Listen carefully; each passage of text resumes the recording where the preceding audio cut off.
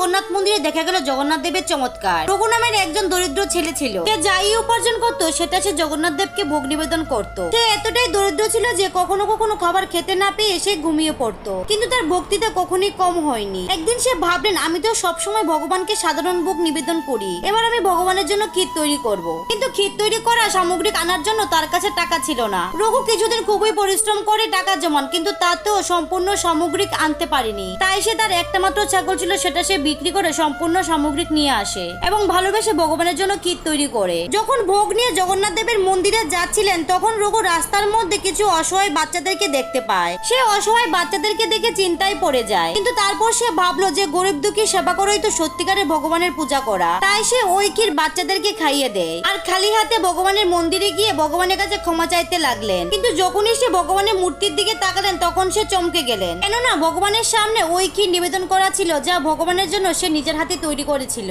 তখন পূজারী এসে বললেন যে আজকে ভগবান স্বয়ং নিজেই এই ভোগ গ্রহণ করেছে। একথা শুনে রঘু চোখ দিয়ে জল বেরিয়ে আসে। সে বুঝতে পারে যে সত্যিকারের ভক্তি, ভালোবাসা এবং সেবার মধ্যেই আছে। জগন্নাথ দেবের ভক্তরা কমেন্টে জয় জগন্নাথ লিখতে ভুলবেন না।